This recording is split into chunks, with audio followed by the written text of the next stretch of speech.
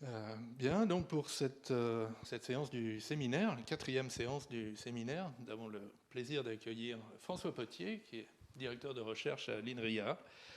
Et donc François, quelqu'un qui a beaucoup travaillé sur les systèmes de type et l'inférence de type, avec des applications assez diverses, notamment en sécurité informatique. Et puis en cherchant à typer de plus en plus finement des aspects intéressants des langages fonctionnels et impératifs. Et il a développé aussi beaucoup d'intérêts et des approches nouvelles en vérification déductive et des approches à base de logique de séparation pour divers problèmes. Et donc aujourd'hui, il va nous parler d'une application particulièrement jolie de la logique de séparation et de la vérification déductive, où on essaye de raisonner non plus juste sur l'état final du programme et les valeurs des variables, mais aussi sur le temps d'exécution et la complexité du calcul. Et donc voilà qui va faire un très très joli contrepoint à tout ce qu'on a pu voir dans le début de ce cours. Donc, merci François. Merci beaucoup Xavier pour cette invitation. Et je voudrais aussi commencer par remercier Arthur Charguero, Armaël Guénaud, Glenn Mével et Jacques-Henri Jourdan, avec qui j'ai collaboré sur les idées que je vais présenter ici depuis une dizaine d'années environ.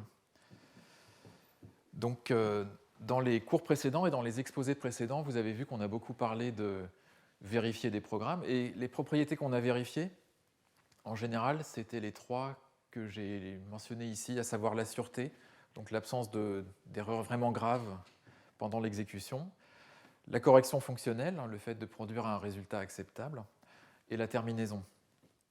Mais on peut imaginer beaucoup d'autres propriétés intéressantes ou utiles ou souhaitables.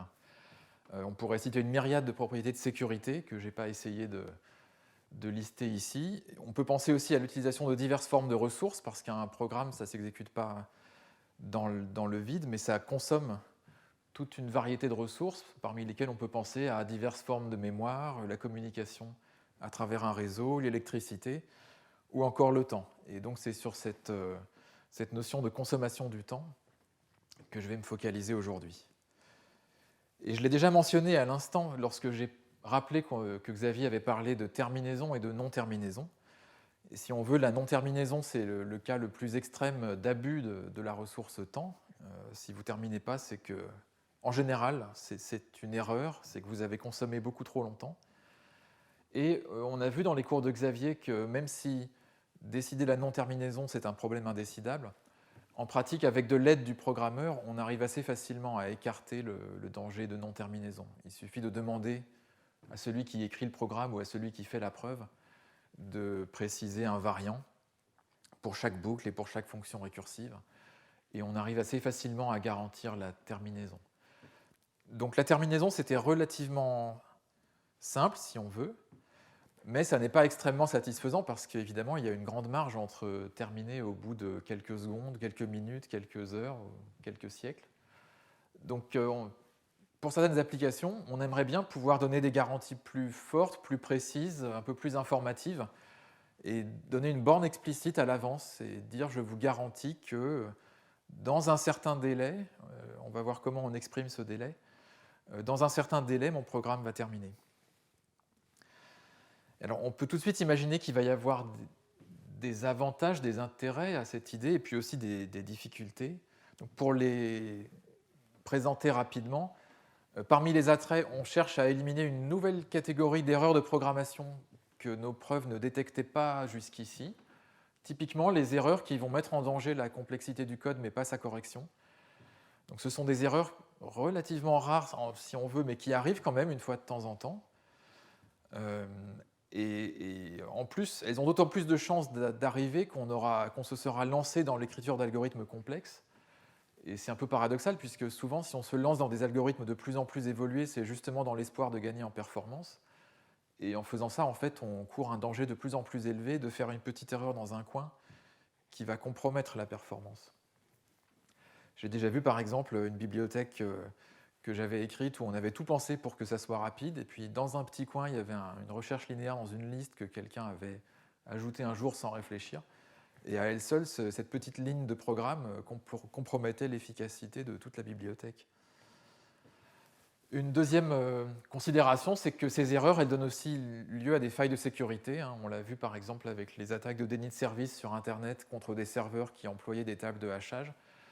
Si les attaquants choisissent bien les entrées qu'ils vont soumettre au programme, on peut faire dégénérer le temps de calcul, et du coup, le serveur n'arrive plus à répondre rapidement aux requêtes des utilisateurs légitimes. Parmi les difficultés de cette approche, évidemment, la difficulté la plus évidente, c'est qu'on n'a pas de prise sur le temps réel de calcul. On a seulement une prise indirecte sur le nombre d'opérations qu'on va demander à la machine d'effectuer. Donc on va pouvoir éventuellement compter les opérations que le programme exige, ou si on veut être plus précis, on peut sortir le gros manuel du processeur et essayer de compter les cycles qui vont être nécessités par chaque opération. Donc on voit bien que si on se lance dans ce processus, ça ne va pas être très facile.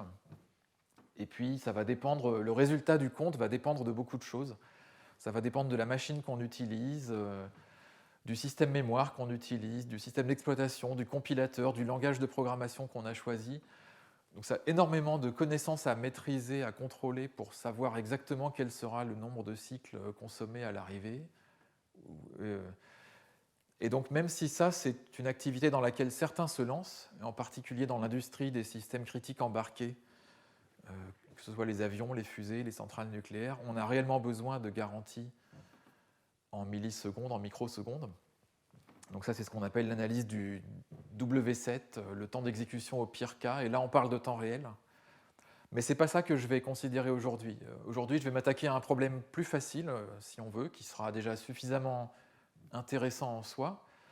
Je vais chercher une mesure plus abstraite de l'efficacité d'un programme, donc ça ne sera pas le temps réel. Et cette mesure, vous la connaissez certainement, c'est la complexité asymptotique. Donc une idée qui apparaît dans la littérature de l'algorithmique depuis 50 ans environ. On peut distinguer un petit peu deux idées, mais qui sont tellement liées l'une à l'autre que j'ai un petit peu de mal à faire la distinction. La première idée, disons, c'est de compter les opérations seulement à une constante près. Donc au lieu de dire que je fais 13n plus 237 opérations, je dirais qu'à une constante près, à un facteur multiplicatif près, j'en fais grand N. Donc je vais cacher le fait que le facteur multiplicatif c'est 13, et puis je vais cacher aussi la constante 237. Et lorsque je publie cette complexité, grand O de n, c'est une information incomplète, mais ça n'empêche pas les comparaisons entre algorithmes. Vous savez certainement qu'un tri en temps grand O de n log n sera toujours plus rapide qu'un tri en grand O de n carré, à condition d'aller vers des valeurs de n assez grandes. Parce que les constantes cachées dans les grands O n, on ne les connaît pas. Donc peut-être que le tri en temps quadratique est plus rapide sur des petits tableaux, mais on peut être certain que si on va vers des grands tableaux, le tri en n log n finira un jour par aller plus vite. Donc on perd en information en cachant ces constantes, mais on gagne en robustesse en particulier, parce que je peux ensuite modifier mon code. Si je fais un petit changement dans mon code et que sa complexité devient 9n au lieu de 13n, les clients qui se sont appuyés simplement sur l'information grand O de n n'auront pas à modifier leur raisonnement.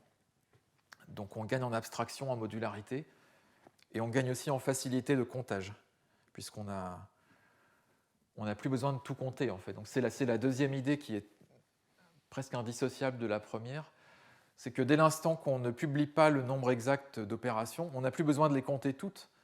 Il suffit d'en compter seulement quelques-unes qui sont représentatives. Par exemple, dans les tris, si vous avez lu un peu de littérature sur les algorithmes de tri, vous voyez que les gens se contentent de compter les comparaisons la plupart du temps et ils ignorent tout le reste. Et une idée un petit peu plus générale, c'est que dans n'importe quel programme, il suffit en fait de compter les entrées dans une fonction et les entrées dans un corps de boucle. Si vous comptez ces deux événements-là, tout le reste est sans importance en quelque sorte, parce que si vous vous interdisez d'entrer dans une fonction ou d'entrer dans une boucle, alors vous ne pourrez calculer que pendant un temps borné, vous ne pourrez qu'avancer dans le bloc de base dans lequel vous vous trouvez, et ça ne pourra pas durer éternellement. Ça durera un temps qui est borné par le code source, par une constante qui dépend du code source de votre programme uniquement. Donc ça, c'est le genre d'idée que je vais utiliser aujourd'hui. Je vais supposer qu'on a inséré dans le code des pseudo-instructions TIC qui font rien, si on veut, mais qui servent à marquer les endroits où on est censé compter une unité de temps ou une opération. On pourra placer donc un tic à l'entrée de chaque fonction et à l'entrée de chaque boucle. C'est une façon raisonnable de faire, mais on pourrait en imaginer d'autres. Et ce qui est intéressant, c'est que le placement des tics est indépendant de leur comptage, en fait. Dans le placement, vous choisissez ce que vous comptez, et ensuite, vous avez une tâche de comptage qui est indépendante de la question de où placer les tics. Avant de terminer cette introduction, je vais parler un tout petit peu d'histoire pour rappeler donc, que ces idées sont apparues dans les années 60. Et Hopcroft, qui a eu la médaille Turing en 86 avec Tarjan, raconte un petit peu comment ça s'est passé. On peut trouver ce texte en ligne, hein, c'est le texte de sa leçon de réception de la médaille Turing. Donc il rappelle que dans les années 60, cette notion n'était pas encore bien répandue, et quand les algorithmiciens ou les implémenteurs essayaient un algorithme, ils le chronométraient en pratique sur une vraie machine et avec des vraies entrées. Et évidemment, quelques années plus tard, lorsque quelqu'un proposait un nouvel algorithme, il allait toujours plus vite que le précédent, parce que les machines et les compilateurs s'étaient améliorés, et par conséquent, ça n'apprenait pas grand-chose en fait. Et Hopcroft raconte également que l'idée de la complexité asymptotique, au début, a été accueillie avec résistance, c'est-à-dire que les gens ne voyaient pas vraiment à quoi ça allait servir, et l'un des arguments qui revenait, c'était « mais nos machines s'accélèrent et bientôt elles seront suffisamment rapides pour qu'on n'ait plus à s'inquiéter de cette histoire de complexité ». Et Hopcroft souligne au contraire que c'est exactement l'inverse qui est vrai, c'est-à-dire que plus les machines sont rapides et plus on va tenter de résoudre des gros problèmes, et par conséquent, plus c'est important que les algorithmes se comportent bien lorsque la taille des problèmes devient de plus en plus grande. Et à titre d'anecdote, un certain Schiena, qui a écrit une bibliothèque de graphes et qui a écrit un livre d'algorithmique des graphes, raconte qu'il est tombé un peu dans ce piège parce qu'il avait choisi il y a longtemps un algorithme quadratique parce qu'il avait un meilleur facteur constant qu'un autre algorithme un peu différent. Et puis, au début, ça marchait très bien et tout le monde était content. Et puis, au fur et à mesure que les années passaient, les gens ont commencé à demander pourquoi l'algorithme était si lent. Et en fait, c'est ce phénomène que Hopcroft avait prévu, que les gens essayaient des problèmes de plus en plus gros et ça se voyait de plus en plus que l'algorithme se comportait mal et ne passait pas à l'échelle. Et enfin, pour terminer encore avec un petit peu d'histoire, donc Tarjan lui aussi a écrit à la même année que Hopcroft un petit peu cette histoire. Donc lui aussi il souligne pourquoi ils ont choisi d'ignorer les facteurs constants dans le temps d'exécution, et il souligne que non seulement c'est suffisant, mais en plus c'est plus pratique, c'est plus gérable, parce que lorsqu'on n'est pas obligé de tout compter, on s'en sort beaucoup plus facilement. Et enfin, Tarjan ajoute que parfois ce qui est intéressant, ce n'est pas seulement de compter le temps d'exécution d'une opération dans un algorithme, mais plutôt le temps d'exécution d'une séquence d'opérations. Et ça, c'est la notion de complexité amortie dont je vais reparler plus loin. Voilà, donc j'ai présenté en gros ce que je veux faire aujourd'hui, ce que je veux vous montrer. Et on pourrait dire que c'est un simple problème de comptage et que ça n'a pas l'air très profond. Et c'est vrai d'ailleurs, ce n'est pas un problème très profond. Mais il y a quand même quelques difficultés et quelques points qui font que c'est en lien avec ce dont on a parlé dans les séances précédentes, la vérification de programme. D'abord, on veut compter les opérations ici sur un vrai programme écrit dans un langage exécutable et pas sur du pseudocode, parce qu'on veut avoir une vraie preuve vérifiée par la machine. Donc, on va utiliser un système de vérification de programme. Et c'est important parce que la preuve de correction dont on a parlé dans les séances précédentes, elle va pouvoir interagir avec la preuve de complexité. Par exemple, vous allez devoir argumenter qu'un arbre est équilibré pour pouvoir en déduire que la recherche est en temps logarithmique. Donc vous avez besoin d'un invariant qui est établi par la preuve de correction fonctionnelle. De même, plus surprenant peut-être, un argument de possession, comme on en voit en logique de séparation, va pouvoir servir dans les preuves de complexité, on va le voir aujourd'hui. Et puis, surprenant également, peut-être, en sens inverse, il peut aussi y avoir une interaction. C'est-à-dire qu'un argument de complexité va éventuellement pouvoir aider à la preuve de correction, on le verra à la fin, simplement parce que si votre programme est suffisamment lent, il n'atteindra jamais une situation où il pourrait planter. C'est un argument un peu étonnant. Donc voilà tout un spectre de questions qui se soulèvent en pratique lorsqu'on attaque ce problème. Et je ne pourrais pas les présenter toutes aujourd'hui. Ça ferait trop de choses.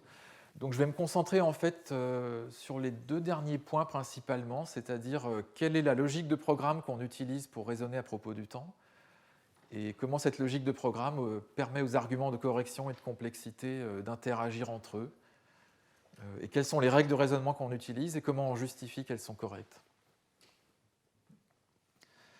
Donc je vais parler d'abord de comptage du temps en logique de Hoare, puisque la logique de Hoare c'est la plus simple si on veut, et on va voir qu'avec quelques idées assez simples, on peut écrire des spécifications qui parlent du temps.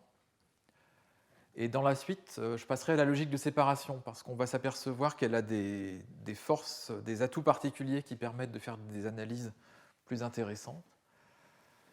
Et dans une troisième partie plus technique, j'essaierai de parler d'analyse amortie, et en particulier d'analyse amortie de programmes paresseux, donc qui sont des programmes qui utilisent des suspensions. Et on verra qu'on a une notion de débit qui est en un certain sens duale de la notion de crédit. Et en tout dernier, si j'arrive jusque-là, donc si je ne suis pas trop lent, je pourrais parler de l'intérêt d'être lent pour éviter certains problèmes. Alors commençons par la logique de Hoare. Donc la logique de Hoare, Xavier l'a dit tout à l'heure, en fait, elle est conçue pour garantir une propriété de l'état final d'une exécution, mais ça n'empêche pas de parler aussi de ce qui se passe pendant l'exécution, à condition que dans votre état, vous incorporiez un historique de ce qui s'est passé. Et tout à l'heure, Xavier ajoutait des variables fantômes, la contribution du thread 1, la contribution du thread 2, pour que dans l'état courant, on ait une notion de qu'est-ce qui s'est passé jusqu'ici. Et là, c'est la même idée. Pour compter le temps, tout simplement, on va introduire une horloge dans l'état courant. Cette horloge, elle va compter, par exemple, elle va décompter le temps. Donc elle va partir d'une valeur positive et elle va décompter jusqu'à tomber à 0. Et quand elle tombera à 0, c'est qu'on n'aura plus le droit de calculer. Et dans les assertions, dans les préconditions et post-conditions, on va pouvoir parler de la valeur actuelle de l'horloge, donc on va pouvoir parler du temps. Donc ça, c'est vraiment une idée toute simple. Et une petite idée qu'on peut ajouter, c'est l'idée que cette pseudo-instruction TIC dont je parlais tout à l'heure, j'avais dit pseudo-instruction, donc ça suggérait qu'elle ne faisait rien, mais en fait, on peut lui donner une implémentation où elle fait un petit peu quelque chose, où elle a l'air de faire quelque chose. Elle vérifie qu'il reste du temps à chaque fois qu'on appelle TIC, donc elle vérifie que l'horloge est strictement positive. Si oui, elle décrémente l'horloge pour enregistrer le fait qu'on a effectué une opération. Et si jamais il ne reste plus de temps, elle plante. Alors là, j'ai une instruction qui s'appelle crash, dont je ne donne pas vraiment la définition. Peu importe ce que fait crash, mais l'important, c'est qu'elle fait quelque chose de mal. Par exemple, elle lit à l'adresse nulle en mémoire, ou bien elle fait une division par 0. Enfin, elle fait quelque chose qu'on n'a pas le droit de faire. Et par conséquent, lorsqu'on va être face à l'obligation de prouver que notre programme qui contient des tics ne plante pas, ça va nous obliger à montrer que la branche else n'est jamais empruntée et que par conséquent, l'horloge grand H ne tombe jamais en dessous de 0. Donc ce que je viens de faire, c'est une petite réduction en fait. Je voulais raisonner à propos du temps et je me suis ramené au problème de raisonner à propos de la correction fonctionnelle. Et pour ça, on a un outil tout prêt qui est la logique de Hoare, en l'occurrence, donc on va pouvoir l'utiliser sans le modifier, à la limite, sans aucune modification. Et cette horloge grand H, alors, elle a un statut un petit peu intéressant parce qu'a priori, ce n'est pas une variable fantôme, au sens où Xavier l'a défini tout à l'heure, parce qu'elle apparaît dans le code de TIC. On voit qu'il y a un if qui dépend de la valeur de H. Donc, a priori, ce n'est pas une variable fantôme, mais en fait, a posteriori, si vous faites la preuve que votre programme ne plante pas, alors la branche else ne sera jamais prise. Donc en fait, votre horloge H, elle ne sert à rien, elle est juste décrémentée par l'instruction TIC, mais ça ne sert jamais à rien d'utile dans le programme. Donc en fait, a posteriori, si vous arrivez à faire la preuve que votre programme est correct, vous pourrez en déduire que les instructions TIC n'ont aucun effet et vous pourrez les effacer. Donc c'est une sorte de code semi-fantôme qui se révèle fantôme une fois qu'on a bien terminé la preuve. Donc ce qu'on peut faire avec cette préparation des choses, c'est qu'on peut prouver que TIC satisfait le triplet que j'ai montré ici à l'écran. Dans ce triplet, on a une précondition qui exige bien sûr qu'il reste au moins une unité de temps dans la valeur actuelle de l'horloge. Et avec cette précondition, bien sûr, on peut montrer que la branche else n'est pas prise, donc l'instruction crash n'est pas exécutée. Donc tout se passe bien, et à la sortie, la valeur de l'horloge a diminué de 1. Et on peut faire cette preuve, on peut prouver que ce triplet est valide, même si on n'a aucun triplet qui parle de crash, puisque justement l'instruction crash n'est pas exécutée. Ensuite, une fois qu'on a ça, on peut se lancer dans la preuve de programmes ordinaires dans lesquels on aura inséré des instructions TIC. Donc là, j'ai donné la spécification d'un petit programme ou d'une fonction qui calculerait la somme des éléments d'un tableau. Je suppose ici qu'on a mis un TIC au début de la fonction somme, par exemple, et puis un TIC dans le corps de la boucle, ce qui fait que la fonction va exécuter n plus un TIC pour calculer la somme des éléments d'un tableau de taille n. Et par conséquent, on voit dans la précondition qu'il faut qu'il reste au moins n plus 1 unités de temps dans l'horloge en entrée, et à la sortie, l'horloge aura été décrémentée de exactement n plus 1. Donc là, on a une spec qui combine correction fonctionnelle et information sur la consommation du temps. Et elle fournit une garantie très forte ici, elle garantit qu'on va consommer exactement n plus 1 unité de temps. Mais en général, on aura plutôt des spécifications où on a une borne supérieure. Donc dans la post-condition, on dira qu'on a consommé au plus n plus 1 unité. Donc on aura aussi un plus grand que dans la post-condition. Et cette logique de Hoare, donc, elle a le même théorème de sûreté que la logique de Hoare habituelle, puisqu'en fait c'est la logique de Hoare habituelle.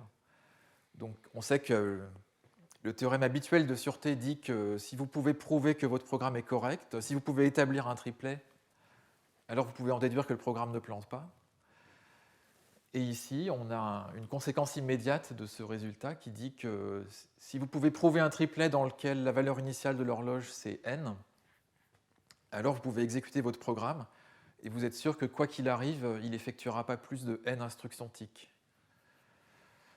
Alors ça ne parle pas directement du temps d'exécution du programme, mais d'ailleurs à la limite, si vous avez oublié d'insérer des TIC dans le code, ce théorème ne vous dit rien. Tout seul, il ne garantit même pas la terminaison du programme. Mais si vous avez bien inséré les TIC aux bons endroits, par exemple à l'entrée de chaque fonction et à l'entrée de chaque boucle, alors vous pouvez en déduire que le temps d'exécution, c'est bien n à une constante près qui ne dépend que du code du programme.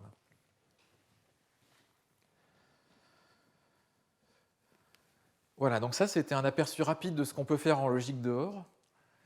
Et je vais passer maintenant à ce qu'on peut faire en logique de séparation, et j'arriverai à un exemple un peu plus intéressant que ceux que j'ai montrés jusqu'ici, où on verra une analyse amortie. Alors qu'est-ce qu'on peut faire de plus intéressant en logique de séparation qu'en logique de Hoare ? Il y a au moins deux choses qui sont plus intéressantes. La première, c'est qu'on a des spécifications qui sont souvent plus concises. C'est ce que Xavier appelait les petites spécifications, celles qui mentionnent que le minimum dans leurs préconditions. Donc ça, c'est bien parce que c'est plus compact et puis c'est plus modulaire, c'est plus local. Si je ne décris que ce qui m'intéresse, ça m'évite de décrire le reste de l'état de la machine. Et ça facilite l'épreuve. Et puis, il y a aussi cette notion de possession en logique de séparation.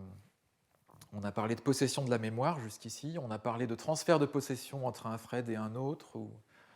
Et ça, ce sont des notions qui vont pouvoir être utiles aussi lorsqu'on parle de comptage du temps. Donc, comment ça va se passer ? L'idée, c'est de ne plus mentionner l'horloge globale H dans les specs. Cette horloge, elle est partagée par tout le monde et elle a une valeur absolue qui n'est pas très importante en fait. L'important quand je veux effectuer un calcul, ce n'est pas la valeur absolue de l'horloge, c'est de savoir qu'il y a suffisamment d'unités restantes dans cette horloge pour que moi je puisse faire mon petit calcul dans mon coin.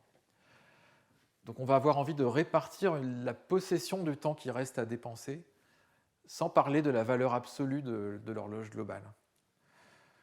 Et ça, on peut le faire en logique de séparation. Je vais montrer comment, mais sans entrer trop dans les détails, en donnant plus une intuition qu'une véritable définition. L'idée intuitive, c'est d'introduire une nouvelle forme d'assertion qu'on appelle le créditant, que je note $1. Donc ça ressemble à une assertion comme L.V. L.V, ça vous décrit une case en mémoire et ça vous garantit que vous êtes l'unique possesseur, vous êtes le seul à pouvoir lire ou écrire. Et $1, ça décrit en fait une unité dans la valeur actuelle de l'horloge grand H. Donc ça vous garantit que cette valeur actuelle, elle n'est pas nulle, et vous en possédez une unité. Une analogie qu'on peut faire pour comprendre un peu mieux, peut-être, c'est une analogie monétaire, ça marche souvent, et c'est pour ça qu'on appelle ça des créditants d'ailleurs, ça ressemble un peu à de l'argent. Et il y a un peu l'idée que l'horloge centrale, c'est un peu comme la Banque de France qui contient des lingots d'or. Les lingots d'or, c'est ce qui vous permet réellement de travailler, de dépenser du temps. Et ils sont tous centralisés, donc ils sont dans la banque. Et pour décentraliser les choses, on a émis des billets de banque qu'on a mis en circulation, qui se promènent un peu dans la nature, mais on maintient un invariant qui dit que le nombre de billets de banque en circulation est toujours inférieur ou égal au nombre de lingots d'or qui sont réellement stockés dans la banque. Et parce que cet invariant est maintenu, lorsque quelqu'un possède un billet, il sait qu'il existe un lingot dans la banque centrale qu'on peut mettre en correspondance avec ce billet. Donc c'est bien une preuve d'existence d'un lingot. Et c'est pour ça qu'on donne de la valeur monétaire aux billets, c'est parce qu'ils correspondent à quelque chose de concret dans la banque centrale. Donc là, c'est la même idée, et le mot invariant n'est pas là par hasard. En fait, si on voulait définir les créditants dans une logique comme Iris, par exemple, on ferait appel à un invariant d'Iris pour expliquer ce qui est décrit ici informellement. Donc une fois qu'on a eu cette idée, on va pouvoir proposer une spécification pour la fonction tic qui est un peu plus compacte, un peu plus facile à lire. Pour pouvoir exécuter une instruction tic, il vous suffit en fait d'avoir $1. Intuitivement, ça semble naturel, puisque ce $, son existence garantit que l'horloge a une valeur non nulle. Donc ça vous garantit que vous allez pouvoir exécuter un tic, mais votre $, il va être perdu, parce que l'horloge va être décrémentée. On va le voir juste après. Si j'affiche à nouveau le code de la fonction tic, on voit ce if et cette décrémentation de l'horloge globale. Le fait que vous avez un $, en main, ici, ça vous permet de montrer que H est forcément positif, donc c'est la première branche qui va être prise. Dans cette première branche, l'horloge grand H est décrémentée. Et là, ça nous oblige à abandonner ce $, que nous avons en main. En gros, on est en train de dire qu'en décrémentant grand H, on détruit un lingot qui existe dans la banque centrale. Par conséquent, on doit aussi détruire le billet qu'on a en main si on veut préserver l'invariant, que le nombre de billets en circulation est plus petit que le nombre de lingots dans la banque. Et c'est pour ça que dans la post-condition, là-haut, on doit avoir true, on ne peut pas avoir $1 en sortie. Donc le $, est bien consommé.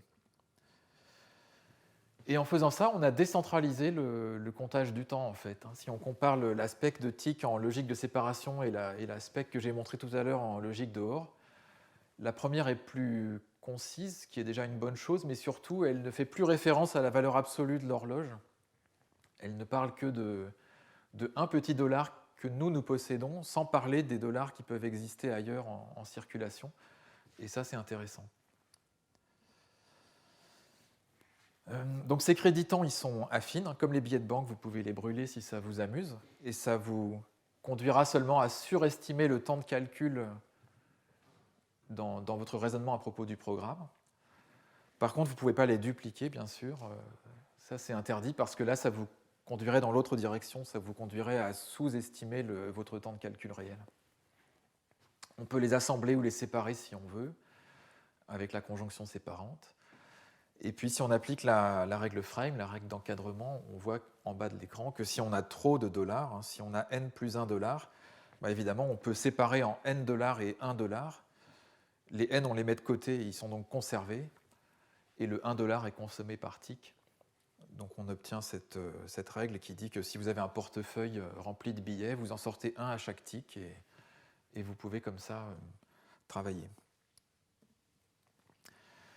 Cette logique de séparation, elle a aussi un théorème de sûreté, en fait, qui est à nouveau le théorème de sûreté de la logique de séparation ordinaire, qui dit que si vous avez pu établir qu'un triplet est vrai, alors votre programme ne plante pas. Et ici, en particulier, ça veut dire que si vous lancez votre programme en lui donnant au début n créditants, comme il n'y a aucune façon de créer des crédits en cours de route, il ne pourra pas en dépenser plus de n, et du coup, votre programme ne pourra pas effectuer plus de n instructions tic. Donc ça, j'attire votre attention sur le fait que c'est un théorème qui parle d'un programme complet. Donc pour un programme tout entier, on a cet énoncé, et ça montre qu'on a bien une analyse au pire cas. Mais on verra dans les transparents suivants que lorsqu'on lit un triplet qui parle d'un fragment de programme, et pas d'un programme complet, il faut faire un petit peu attention, la lecture du triplet ne sera pas tout à fait la même. On va le voir très bientôt d'ailleurs. Donc ici, j'ai présenté un triplet qui parle à nouveau d'une fonction L-search, donc qui cherche linéairement un élément dans un tableau. Une spécification typique qu'on pourrait donner, c'est celle-ci, où on voit que c'est la spécification habituelle, que je n'ai pas écrite entièrement d'ailleurs, mais à laquelle on rajoute ici n plus 1 créditant dans la précondition. Donc ça nous garantit que si on donne n plus 1 créditant, alors tout se passera bien. On pourrait vouloir en déduire informellement que la recherche prend au plus n plus 1 étape de temps. En fait, ce n'est pas complètement évident, parce que dans la précondition, on a aussi ce prédicat isArray, et on ne sait jamais, isArray pourrait peut-être cacher dans sa définition d'autres créditants. Ce qu'on voit plus abstraitement ici, sur ce triplet, si j'ai une commande dont la précondition est P étoile n créditants, je ne peux pas en conclure qu'elle s'exécute en O plus n tick, parce que peut-être que dans l'assertion P, il y a d'autres créditants qui ne sont pas forcément visibles dans l'écriture de l'assertion, mais qui pourraient apparaître si on dépliait la définition de P. Ou bien peut-être que P donne accès à un invariant au sens iris, ou un invariant au sens invariant de ressources de la logique de séparation, et qu'en accédant à cet invariant, on pourrait y trouver d'autres crédits peut-être. Donc pour une commande prise isolément, on n'a pas vraiment de garantie que les créditants visibles dans sa précondition forment une borne sur son temps d'exécution. Ça, c'est une garantie qu'on a seulement pour les programmes complets. En soi, bon, ce n'est pas vraiment un problème, il faut juste le garder à l'esprit.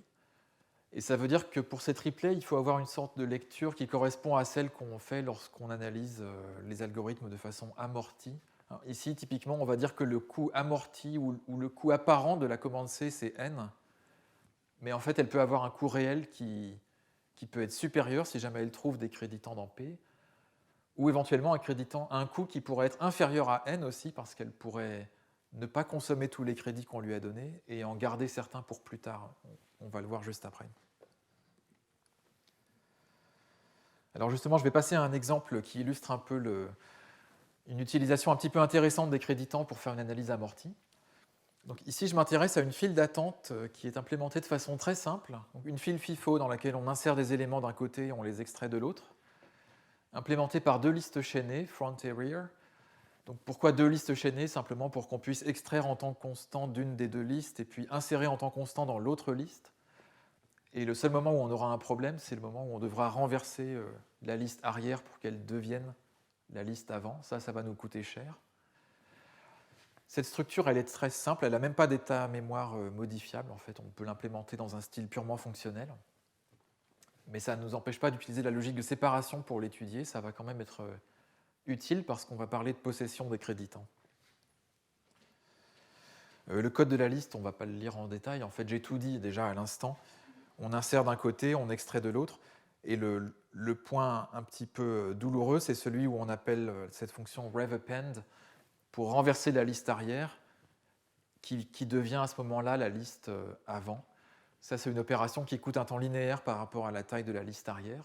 Il faut imaginer que au début de put, au début de get, j'ai inséré une instruction tick, même si on ne les voit pas sur ce transparent. Et dans revAppend aussi, qui est une fonction récursive, on a une instruction tick. Donc revAppend va consommer n créditants si la longueur de la liste est n en gros. Alors si on faisait la preuve de ce code en logique de séparation ordinaire, on commencerait par écrire une spécification que j'ai présentée ici. Il n'y a rien de très surprenant. On a des triplets qui disent que put insère un élément à la fin de la liste ici, enfin à la fin de la séquence, et que get extrait le premier élément de la séquence si elle est non vide. Et on a un prédicat isQ qui dit que Q est une file d'attente bien formée qui contient logiquement la séquence d'éléments XS. Et ce prédicat, dans l'aspect, il est abstrait, on ne donne pas sa définition. Par contre, dans la preuve, on donne la définition de isQ pour pouvoir réaliser la preuve. Et ici, on a l'invariant intéressant qui se cache dans la définition de isQ, c'est que la liste logique XS, c'est la concaténation de la liste front et de la liste arrière renversée. Et cet invariant isQ, on peut souligner ici qu'il est duplicable parce qu'il ne parle pas de possession du tout, ni possession de mémoire, ni possession de crédit temps, ni rien. Donc il implique deux copies de lui-même, c'est ce qu'on appelle être duplicable. Et ça veut dire que deux acteurs indépendants peuvent utiliser une même file en même temps. On peut avoir par exemple deux threads qui utilisent la même file, ça ne pose pas de problème. Lorsqu'on introduit les créditants pour essayer de raisonner sur la complexité de ce code, si on le fait de façon un petit peu naïve et pessimiste, on va voir que put coûte 1, parce que j'ai inséré un tick au début de la fonction put. Et de même, get coûte au moins 1 pour la même raison. Et puis en plus, comme il y a parfois un cas où on appelle rev_append et où on va consommer n crédits, on est un peu obligé d'être pessimiste ici, de prévoir le pire cas et de demander au client de nous fournir n plus 1 créditants dans la précondition de get. Et on peut faire cette preuve, enfin on peut prouver que cette spécification est satisfaite par le code, mais elle est relativement pessimiste parce qu'elle nous dit que get coûte un temps linéaire, alors qu'en réalité, ça n'arrive pas si souvent. Cet événement, le moment où il faut renverser la liste arrière pour qu'elle devienne la liste avant, ça n'arrive qu'une fois de temps en temps. Et on aimerait bien pouvoir s'appuyer là-dessus pour dire que globalement, lorsqu'on effectue une séquence d'opérations, le coût de la séquence n'est pas si élevé que ça. Donc ça, c'est l'idée de l'analyse amortie qui remonte à Tarjan dans les années 80. J'imagine que vous la connaissez. Elle se décrit simplement, cette idée, c'est simplement augmenter le coût apparent de certaines opérations. Donc, en logique de séparation avec créditant, ça va vouloir dire demander au client plus de créditants qu'on a réellement besoin. Et comme ça, on va économiser. On va remplir un petit bas de laine, en quelque sorte. Et puis le jour où on aura un coup dur, c'est-à-dire le jour où on devra appeler rev_append, on dépensera le contenu du bas de laine pour s'en sortir. Donc pour put, par exemple, on va demander 2 crédits à chaque appel à put au lieu de 1. Donc on va pouvoir mettre un crédit de côté à chaque fois, et on va donc avoir en permanence n crédits sous la main, où n est le nombre d'éléments qui existent actuellement dans la file d'attente. Et comme ça, si jamais on tombe un jour sur un appel à rev_append, il a un coût n et on a justement n crédits sous la main, donc on les dépense, et on arrive à couvrir le coût de l'appel sans avoir dû faire apparaître dans la précondition de get n crédits. Mais pour faire ça, il faut que notre prédicat isQ possède des créditants. Et c'est là que l'idée qu'on peut posséder des crédits devient vraiment utile. Et c'est ça qu'on ne pouvait pas faire en logique de OR tout à l'heure. Donc pour montrer rapidement ce qui se passe ici, l'invariant isQ est modifié. En plus de l'affirmation précédente, on va rajouter la possession de longueur de XS créditant. Et ensuite, tout va se dérouler facilement. On adapte la preuve. Dans put, on a augmenté le coût apparent de 1, donc on demande 2 crédits au lieu d'1. Et dans get, miracle, on demande un seul crédit à chaque fois. Et ça suffit à faire fonctionner les choses, puisque le bas de laine, là-haut, qui est caché dans isQ, suffit à payer les appels à rev_append qui se produisent une fois de temps en temps. Donc on arrive à avoir une complexité amortie qui est constante, c'est-à-dire que dans l'aspect qu'on publie, le coût apparent est de 1 ou de 2 pour get et put, même si le coût réel, une fois de temps en temps, est supérieur. Donc ça, c'est joli. Il y a un petit danger quand même que Tarjan soulignait bien à l'époque, c'est qu'il faut faire attention à ne pas utiliser une structure de façon non linéaire, sinon cette analyse n'a pas de sens. Ici, j'ai un petit bout de code où une certaine file d'attente Q1 est utilisée 2 fois. Je fais 2 fois get sur Q1. Si je n'ai pas de chance, la file d'attente Q1, elle est peut-être justement dans l'état où la liste front est vide et la liste rear est pleine. Donc chacun des 2 appels à get sur Q1 va exiger un renversement, un appel à rev_append. Et je ne pourrais pas payer ces 2 appels. En gros, je vais dépenser mon bas de laine dès le premier appel à get Q1, et au deuxième appel, je n'aurai plus rien. Donc je ne pourrai pas vérifier ce code. Et comment ça va se voir en logique de séparation avec créditant ? En fait, la logique va nous empêcher de prouver que ce code est correct parce que le prédicat isQ n'est plus duplicable. Maintenant que j'ai rajouté dedans des créditants, c'est ce qu'on voyait sur le transparent précédent, là. Comme j'ai rajouté ici ce $longueur de XS dans la définition de isQ, mon prédicat isQ n'est plus duplicable. Les créditants étant non duplicables, isQ hérite de cette propriété. Donc maintenant, isQ est affine, et ça veut dire que je ne peux plus avoir deux acteurs indépendants qui utilisent la même file. Et je ne peux plus utiliser deux fois la même file, en fait. Ici, ce morceau de code ne sera pas vérifiable. Donc l'analyse amortie, sur cet exemple, elle fonctionne, mais elle m'oblige à renoncer au partage de la structure. Je perds une propriété que j'avais avant, le fait qu'on pouvait dupliquer isQ. Et ça illustre un petit peu même un problème général, qui est que parfois on a plusieurs spécifications différentes pour un même morceau de code, surtout lorsqu'on introduit cette notion de complexité dans les specs.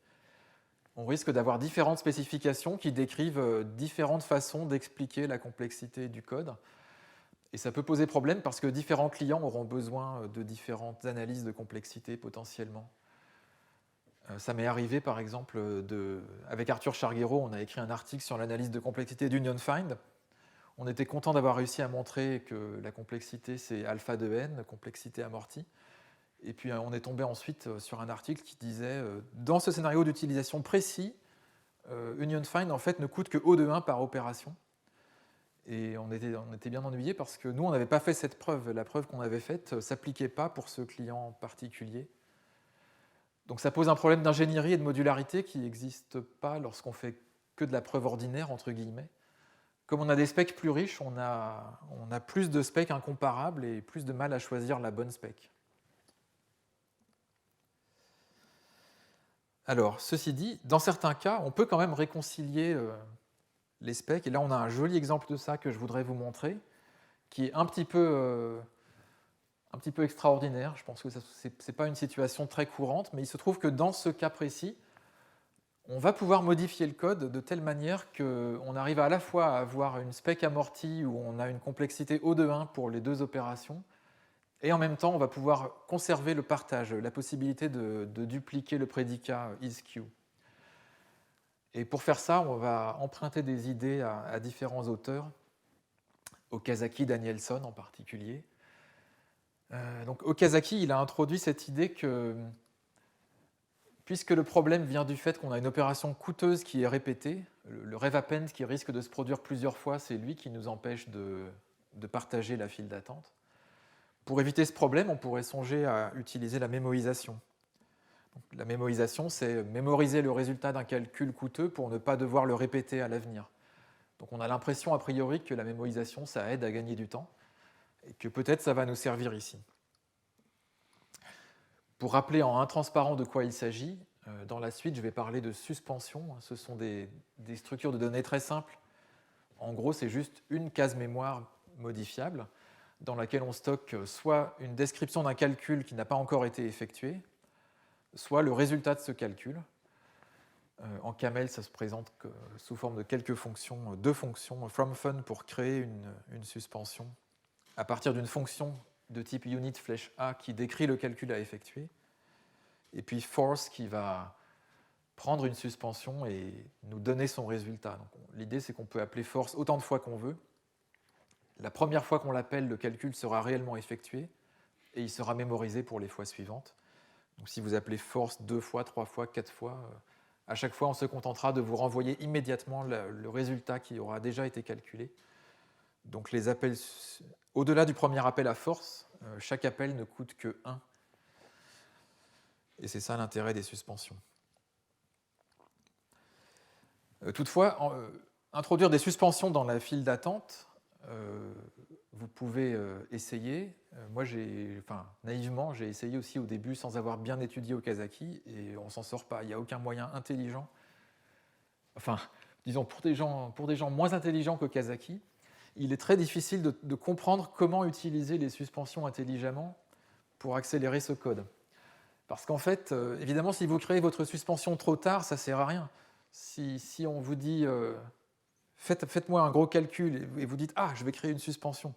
Bah oui, mais c'est trop tard. Le résultat, il le faut maintenant. Vous pouvez toujours créer une suspension, mais vous allez quand même devoir faire le calcul et ça va coûter. Donc, ce que dit Okazaki, c'est qu'il faut créer la suspension suffisamment à l'avance et il faut la partager entre suffisamment de gens pour qu'ensuite son résultat soit réutilisé suffisamment de fois. Sinon, ça ne sert à rien. Si vous créez une suspension mais que son résultat n'est utilisé qu'une fois, vous n'avez rien gagné. Donc Okazaki, son idée, c'est de construire la suspension qui décrit le renversement de la liste arrière assez longtemps à l'avance.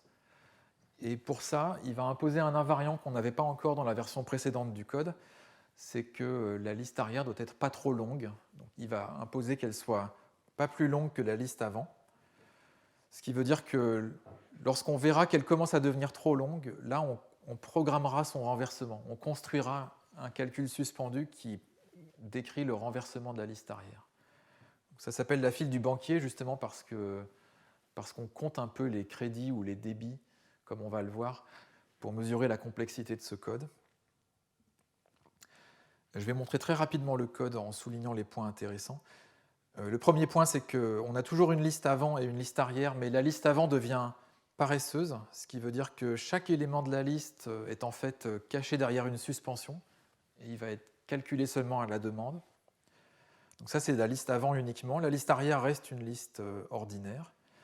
Et puis on mémorise deux champs, lenF et lenR, qui nous permettent de savoir facilement si l'invariant est maintenu ou pas. Le code ne change pas, sauf qu'on rajoute deux appels à une petite fonction check qui va vérifier que l'invariant est bien maintenu. Et cette fonction check, la voici. Elle sert donc lorsqu'on risque de violer l'invariant. On vérifie si la liste avant reste bien plus longue que la liste arrière. Si oui, tout va bien, il n'y a rien à faire. Mais si jamais ça n'est pas le cas, là, c'est le moment de construire une suspension qui va programmer le renversement de la liste arrière. Donc là, ce n'est pas très apparent de la façon dont le code est écrit, mais en fait, la fonction rev et la fonction plus plus, ce sont des fonctions qui renvoient des listes paresseuses. Donc en fait, elles construisent des suspensions quand on les appelle. Et là, cette suspension rev, c'est elle qui coûte cher. Le jour où on la forcera, ça coûtera n. Et l'argument qu'on peut faire, qui apparaît en bas du transparent, c'est que cette suspension coûteuse, rev, elle ne sera forcée que lorsqu'on aura consommé un par un tous les éléments qui apparaissent dans la liste F actuelle. Et comme ils sont au nombre de n, en fait, la suspension rev coûte n, et elle ne sera consultée, elle ne sera forcée que dans n étapes. Donc en fait, son coût est de 1 par élément que vous pourrez extraire de la file. Alors je ne sais pas si vous y croyez, mais vous ne devriez pas, parce que l'argument que je viens de faire est trop informel. En tout cas, ce n'est pas une preuve suffisamment précise pour une machine, et je n'ai pas clairement expliqué quelles sont les règles de raisonnement que j'utilise. Là, je suis surtout en train d'agiter les mains. Donc dans la suite, je vais essayer de vous montrer un petit peu quelles sont les règles de raisonnement qu'on peut utiliser. En repartant d'Okazaki, parce que Okazaki, lui, a expliqué clairement en anglais, de façon informelle, quelles règles il utilisait. Et un point très important, c'est qu'il autorise le partage des suspensions. Donc dans tout ça, on a le droit d'utiliser plusieurs fois une même suspension, et c'est même essentiel, sinon il n'y aurait pas de gain d'efficacité. L'idée clé d'Okazaki, c'est de ne pas penser en termes de crédit qui serait la possession d'une permission à dépenser du temps, mais à penser au contraire de façon inverse en termes de dette. Il appelle ça des débits. Et la raison pour laquelle c'est essentiel de penser en ces termes-là, c'est qu'on ne peut pas dupliquer un crédit. Je l'ai dit avant, c'est incorrect, ça revient à sous-estimer votre temps de calcul. Par contre, on peut dupliquer une dette. Si vous dupliquez une dette, ça veut dire que vous devrez payer plus que ce que vous auriez dû payer. Ça vous conduit à surestimer votre temps de calcul dans l'analyse du programme. Donc si vous calculez tout en termes de dette, alors vous n'avez pas de restriction d'affinité. Vous pouvez dupliquer votre prédicat isQ, par exemple. Vous pouvez partager vos suspensions et tout ira bien. Donc Okazaki, il pense en termes de débit. À chaque suspension, il va associer un débit qui est intuitivement combien il reste à payer avant d'avoir le droit de forcer cette suspension. Et il va autoriser à payer en plusieurs fois en plus. On va voir comment. Donc ce n'est pas forcément le coût réel de la suspension, le débit, c'est plutôt le coût résiduel, puisqu'on a le droit de payer en plusieurs fois. Et le débit, donc, c'est ce qui reste à payer avant de pouvoir forcer. Un peu plus formel, une dizaine d'années plus tard, Danielson, un chercheur suédois, a proposé une façon de formaliser ça sous forme d'un système de type.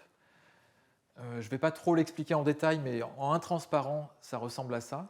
On a un type thunk pour les suspensions qui fait apparaître le type du résultat, petit a, et puis surtout, petit n, c'est le débit, c'est la dette qui est associée à cette suspension. Et Danielson propose les opérations suivantes pour compter les débits. Ici, on a return, tick et bind qui vont ensemble moralement. On voit que return, c'est la séquence d'instructions vide, elle coûte 0. Bind, c'est l'opération qui vous permet de construire une séquence d'instructions. Et on voit qu'elle fait la somme des dettes associées. Et puis tick, on voit qu'il ajoute 1 à votre dette. Donc avec ces 3 opérations, vous pouvez décrire une séquence d'instructions et vous aurez le comptage des ticks qui se trouvent à l'intérieur. En gros, c'est tout ce que ça dit. Wait ne fait rien en fait, mais vous permet de surestimer une dette en la remplaçant par une dette supérieure. Et enfin, la seule opération qui est un petit peu subtile et intéressante, c'est pay, qui vous permet de payer une dette en plusieurs fois. En gros, ça dit que si vous avez une dette n, alors vous pouvez la séparer en 2 morceaux, une dette m et une dette n-m, et ça vous autorisera à payer en plusieurs fois. Je vais revenir sur cette idée dans la suite, où on verra comment ça se présente en logique de séparation. Donc justement, ce que je voudrais faire, c'est traduire ça en logique de séparation, parce que Danielson, lui, il a prouvé que son système était correct, mais c'est un système un peu à part, avec une preuve de correction dédiée, et ça ne rentre pas dans le cadre d'une logique de programme un peu plus standard. Là, j'aimerais bien faire rentrer ces idées dans le cadre de la logique de séparation standard, avec créditant, parce qu'à la fois, ça expliquera pourquoi les débits sont corrects, et en même temps, ça veut dire qu'on aura un système unifié dans lequel on pourra à la fois faire des preuves à base de crédit et des preuves à base de débit. Dans la suite, je vais présenter un petit peu les règles de raisonnement dont on aurait besoin. Je ne vais pas montrer pourquoi elles sont correctes. Et d'ailleurs, il faut que je soulève un grain de sel, c'est que je me suis rendu compte Glenn Mevel plutôt m'a fait remarquer qu'une partie des règles que j'avais écrites là n'avait pas l'air correctes, ou en tout cas la preuve ne marche pas. Donc on a prouvé une partie de ces règles en coq, mais pas toutes. Et il y en a quelques-unes qui sont sujettes à caution. Néanmoins, je pense qu'elles sont moralement correctes, et on verra si on arrive à prouver qu'elles sont vraiment correctes. Donc ce qu'il nous faut, c'est un prédicat isThunk qui dit qu'on a une suspension bien formée. Et puis ce prédicat, il fait apparaître petit n, qui est la dette associée à la suspension. Et puis phi, c'est une post-condition. Phi, c'est une assertion en logique de séparation, et qui dit le jour où vous forcerez cette suspension, vous obtiendrez une valeur v qui satisfait phi. On veut que isThunk soit duplicable, j'ai déjà dit pourquoi. Et puis il nous faut des règles de raisonnement, et puis des triplets pour les 2 opérations qui créent une suspension et qui forcent une suspension. Ici, on a le triplet qui décrit la construction d'une suspension. Et ce que ça dit en gros, c'est si vous avez un calcul qui coûte n crédits le jour où vous l'effectuez réellement, alors vous pouvez créer une suspension et ça vous donne une suspension avec une dette n. En plus, il faut payer 1 au passage pour la création de la suspension elle-même. L'opération force, elle est amusante parce qu'elle exige que la dette soit nulle. Donc, on voit dans sa précondition un isThunk de 0. Donc ça veut dire que vous ne pouvez forcer, vous ne pouvez obtenir le résultat que si vous avez payé, si vous avez réglé votre dette. Et puis en plus, on a cette condition de bord qui dit que phi doit être duplicable parce que comme on a le droit de forcer autant de fois qu'on veut, à chaque fois on obtiendra la même valeur v en résultat, et on veut pouvoir utiliser le fait que v satisfait phi. Donc il faut que cette propriété phi de v soit duplicable, sinon ça ne serait pas correct. Et ensuite, on a une série de règles de raisonnement qui sont purement logiques et qui correspondent à rien à l'exécution, mais qui correspondent à des jeux de comptage de débit et de crédit.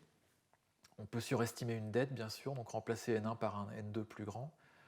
On a une règle de conséquence dont j'espère qu'elle est vraie, qui est intéressante, qui dit que si vous avez une suspension qui promet phi1 et si vous savez que phi1 implique phi2, alors vous avez en fait une suspension qui promet phi2. Et elle est très puissante, cette règle-là, parce qu'on peut en déduire une règle de transmission qui ressemble un peu à la règle que montrait Xavier tout à l'heure à propos des WP. Si vous avez une assertion grand P en dehors d'une suspension, vous pouvez la faire rentrer à l'intérieur. En gros, ça veut dire que si P est vrai maintenant, alors P sera vrai le jour où la suspension sera forcée. En gros, vous transmettez P à la personne qui va forcer la suspension. Et comme P, ça peut être des crédits ici, il n'y a pas de restriction qui dit que P doit être duplicable. Donc P peut être des crédits, et ça veut dire que vous pouvez transmettre des crédits vers l'avenir, en quelque sorte. Et il y a encore d'autres règles qu'on peut imaginer. Il y a la règle Pay qui est adaptée de Danielson, qui dit que si vous avez K crédits sous la main, et si vous avez une dette N, alors vous pouvez réduire votre dette. Et la même suspension aura un coût apparent qui sera seulement N-K. Et inversement, vous pouvez aussi emprunter, si ça vous amuse de faire grossir votre dette, vous pouvez. Donc si vous avez une dette N, vous pouvez la changer en N plus K. Et en contrepartie, vous ferez apparaître K crédit le jour où votre dette sera remboursée. Donc tout ça, ce sont des jeux de comptage. On voit un petit peu la richesse des différentes façons de compter qu'on peut inventer. Et ces jeux vont servir dans des preuves de programme.